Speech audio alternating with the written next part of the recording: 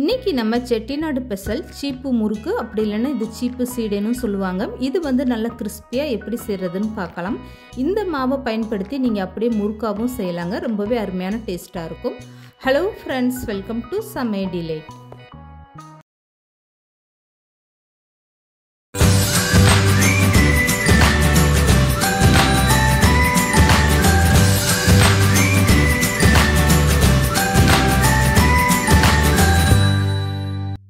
இப்போ இந்த சீப்பு சீடை செய்கிறதுக்காக ஒரு அகலமான பாத்திரத்தில் அரை கப் அளவுக்கு உளுந்தம்பருப்பு எடுத்துக்கோங்க. இதே கப்பில் தான் நான் வந்து மாவும் அளந்து எடுத்துக்க போகிறேன். இப்போ வந்து அரை கப்பு உளுந்தம்பருப்பை சேர்த்துட்டு ஸ்டவ்வை மீடியமாக வச்சுட்டு இந்த பருப்பை நல்லா வறுத்து விடுங்க. இந்த பருப்பு வந்து ரொம்ப செவந்து வரக்கூடாது, லைட்டாக செவந்து வந்தால் போதும். பருப்பு ரொம்ப செவந்துருச்சுன்னா அப்போ வந்து நம்ம செய்யக்கூடிய ஸ்நாக்ஸோட கலர் சீக்கிரமாகவே கருத்து போயிடும். இப்போ அதே கப்பில் 1/4 கப் அளவுக்கு பாசிப்பருப்பு சேர்த்துட்டு இந்த உளுந்தம்பருப்போட சேர்த்து லேசாக அப்படி வறுத்து விட்டுருங்க. உளுந்தம்பருப்பும் பாசிப்பருப்பும் வறுக்கும்போது நான் ஏற்கனவே சொன்ன மாதிரி ரொம்ப செவக்க விட்டுறாதீங்க. இந்த மாதிரி லைட்டாக ஒரு கலர் வந்ததுமே ஸ்டவ் ஆஃப் பண்ணிவிட்டு இதை வந்து நல்லா ஆற வச்சுருங்க. இந்த பாசிப்பருப்பும் உளுந்தம்பருப்பும் நல்லா ஆறுனதுக்கப்புறமா மிக்ஸி ஜாரில் சேர்த்து நல்லா வலுவலுன்னு நைஸாக பவுட்ரு பண்ணி எடுத்துக்கோங்க. இப்போ இந்த உளுந்தம்பருப்பும் பாசிப்பருப்பும் நல்லா ஆறுனதுமே மிக்ஸி ஜாரில் சேர்த்து அரைச்சி எடுத்துக்கோங்க. இதுக்கப்புறமா அரை மூடி அளவுக்கு தேங்காய் எடுத்துக்கோங்க. சின்ன தேங்காவாக இருந்தால் ஒரு தேங்காய் எடுத்துக்கோங்க. இதை வந்து நல்லா கட் பண்ணி எடுத்ததுக்கப்புறமா மிக்ஸி ஜாரில் சேர்த்து நல்லா பாலாக எடுத்து வச்சுக்கோங்க. இப்போ வந்து வேற ஒரு அகலமான பாத்திரத்தில் அரிசி மாவு சேர்த்துக்கோங்க. எந்த கப்பில் நான் உளுந்தம்பருப்பு அளந்து எடுத்தேனோ அதே கப்பில் தான் இப்போ மாவோட அளவு நான் எடுத்திருக்கேன். இப்போ மாவு வந்து பார்த்திங்கன்னா பச்சரிசி மாவில் 2 கப் அளவுக்கு நான் எடுத்திருக்கேன். இதேமே ஸ்டவ்வை மீடியமாக வச்சுட்டு அரிசி மாவை இப்படி லேசாக வறுத்து விட்டுருங்க. அரிசி மாவு வந்து கலர் மாறிடக்கூடாது. இப்படி தொட்டு பார்த்திங்கன்னா நல்லா கை பொறுக்கிற சூடாக இருக்கணும். இந்த ஸ்டேஜில் ஸ்டவ்வை ஆஃப் பண்ணிவிட்டு அப்படியே இந்த அரிசி மாவை வேறு ஒரு அகலமான பாத்திரத்தில் மாற்றி எடுத்துக்கோங்க. இந்த அரிசி மாவு வந்து நான் வீட்டில் இருக்கக்கூடிய அரிசி மாவை பயன்படுத்தியிருக்கேன். நீங்கள் கடையில் உள்ள அரிசி மாவு கூட வாங்கி பயன்படுத்தலாம். இப்போ வந்து 1 கப் அளவுக்கு நான் அரைச்சி எடுத்த உளுந்தம்பருப்பு பாசிப்பருப்பு மாவு ரெடி ஆயிடுச்சு. இந்த மாவை அப்படியே சேர்க்காமல் நீங்கள் சலிச்சுட்டு சேர்த்துக்கோங்க. 1-2 பருப்பு அரைப்படாமல் இருந்தால் இப்படி சலிக்கும் போது உங்களுக்கு ஜல்லடையில் தங்கிடும். இப்போ இந்த உளுந்தம்பருப்பு மாவை நான் சலிச்சுட்டு ஜல்லடையை காட்டுறேன் பாருங்கள். 1-2 பருப்பு வந்து அரைப்படாமல் எந்த அளவுக்கு இருக்குன்னு. இதை வந்து திரும்பவுமே மிக்ஸி ஜாரில் சேர்த்து அரைச்சிட்டு அந்த மாவையும் அப்படியே சேர்த்துக்கிறலாம். இப்போ வந்து சலிச்செடுத்த மாவெல்லாம் அப்படியே ஒரு ஓரமாக இருக்கட்டும். இதுக்கப்புறமா எடுத்து வச்சுருக்க தேங்காய் பாலை ஸ்டவ்வில் வச்சு லேசாக சூடு பண்ணிக்கோங்க. 2 கிளாஸ் அளவுக்கு நான் தண்ணி சேர்த்து இந்த தேங்காய் பால் எடுத்து வச்சுருக்கேன். நல்ல திக்கான பாலாக இருக்குது. இப்போ இந்த தேங்காய் பால் கூட 1 ஸ்பூன் அளவுக்கு வெள்ளை சக்கரை சேர்த்துட்டு நல்லா கலந்து கொடுத்துருங்க. தேங்காய் பால் நீங்கள் அடுப்பில் வச்சு காய்ச்சும் போது அதிகமான தீ வைக்காமல் ஸ்டவ்வை மீடியமாக வச்சுட்டு இந்த மாதிரி நல்லா கலந்து கொடுத்துருங்க.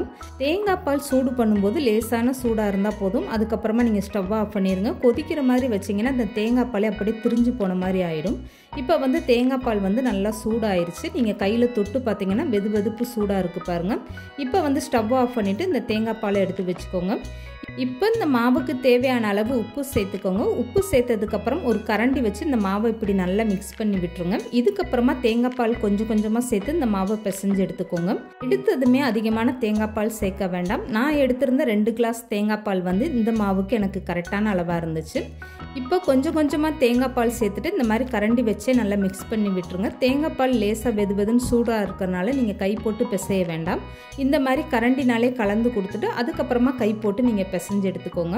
உங்களுக்கு ஒரு வேளை முழுவதுமே தேங்காய் பால் சேர்க்க விருப்பம் இல்லைன்னா பாதி அளவுக்கு தேங்காய் பாலும் பாதி தண்ணியுமா நீங்கள் சேர்த்துட்டு இந்த மாவை பிசைஞ்சு எடுத்துக்கோங்க. நீங்கள் தண்ணி பயன்படுத்தும் போது தண்ணி வந்து சூடு பண்ண வேண்டாம். நார்மல் தண்ணியை நீங்கள் சேர்த்துக்கோங்க. தேங்காய் பால்ன்றனால லேசாக சூடு பண்ணிவிட்டு நான் சேர்த்துருக்கேன். இப்போ இந்த மாவை நல்லா கை போட்டு மிக்ஸ் பண்ணிக்கோங்க. அப்போ தான் உங்களுக்கு எல்லா மாவும் ஒரே இடத்துல இல்லாமல் இந்த மாதிரி நல்லா மிக்ஸ் ஆகி வரும். இப்போ வந்து மாவோட சூடெல்லாம் நல்லாவே ஆறிடுச்சு. இதுக்கப்புறமா உருக்கி வச்சுருக்க நெய் வந்து அப்படியே சேர்த்துக்கோங்க. இதில் வந்து நான் 2 ஸ்பூன் அளவுக்கு நெய்யும் 1 ஸ்பூன் அளவுக்கு பட்டர் சேர்த்துருக்கேன். முழுவதுமே பட்டர் சேர்த்திங்கன்னா உங்களுக்கு இந்த முறுக்கு உடஞ்சிட்டு வந்துடும். அதனால் வாசனைக்காக 1 ஸ்பூன் அளவுக்கு நீங்கள் பட்டர் சேர்த்துக்கிட்டிங்கன்னா போதும். இப்போ வந்து இதையும் சேர்த்துட்டு நல்லா இந்த மாதிரி மாவை மிக்ஸ் பண்ணி விட்டுருங்க. நெய் சேர்க்கும் போது ஒரே நேரமாக சேர்க்காதீங்க. ஃபஸ்ட்டு 2 ஸ்பூன் அளவுக்கு நெய்யும் மாவு பிசைஞ்சதுக்கப்புறமா மீதம் இருக்கக்கூடிய நெய்யுமே சேர்த்துட்டு இந்த மாதிரி நல்லா சாஃப்டான ஒரு பக்குவத்தில் பிசைஞ்சு எடுத்துக்கோங்க. இந்த சீப்பு சீடைக்கு நீங்கள் மாவு தயார் பண்ணும்போது ரொம்ப டைட்டாக பிசைஞ்சிடாதீங்க. அப்போ வந்து முறுக்கு குழாயில் சேர்த்து பிழிஞ்சு விடும்போது அந்த சீப்பு சீடை உங்களுக்கு உடஞ்சிட்டு வரும். இப்போ மாவு கையில் தொட்டு பார்த்தீங்கன்னா இந்த அளவுக்கு நல்லா சாஃப்டாக இருக்கணும். இப்போ வந்து இந்த சீப்பு சீடை செய்கிறதுக்காக இந்த மாதிரி முள்ளாக இருக்கக்கூடிய அச்சு நான் எடுத்திருக்கேன். சீவல் மாதிரி இந்த மாதிரி நீளமாக இருக்குது பாருங்கள். இப்போ இந்த அச்சை வந்து முறுக்கு குழாயில் சேர்த்துக்கோங்க. முறுக்கு குழாயில் நீங்கள் எண்ணெய் எதுவுமே அப்ளை பண்ண வேண்டாம். அப்படியே சேர்த்துட்டு நீங்கள் மாவை எடுத்து சேர்த்து புழிஞ்சு விட்டுக்கிறலாம். இப்போ வந்து நான் முறுக்கு குழாயை வந்து நல்லா டைட் பண்ணிவிட்டேன். இதுக்கப்புறமா 3/4 பகுதி அளவுக்கு மாவு எடுத்து இந்த முறுக்கு குழாயில் சேர்த்துக்கோங்க. இதை பிழிஞ்சு விடுறதுக்காக ஒரு பட்டர் சீட்டு விரித்து விட்டுக்கோங்க. அப்படி இல்லைன்னா தட்டில் கூட லேசாக நீங்கள் எண்ணெய் தடவிட்டு அதில் பிழிஞ்சு விட்டு எடுத்துக்கலாம். இப்போ இந்த சீப்பு சீடைக்காக மாவை இந்த மாதிரி நல்லா நீளமாக பிழிஞ்சு விட்டுக்கோங்க. ஒரே நீளமாக அந்த மாதிரி பிழிஞ்சு விட்டுக்கோங்க. இதுக்கப்புறமா மாவை சின்ன சின்ன பீஸாக கட் பண்ணிவிட்டு நம்ம சீப்பு சீடை தயார் பண்ணலாம்.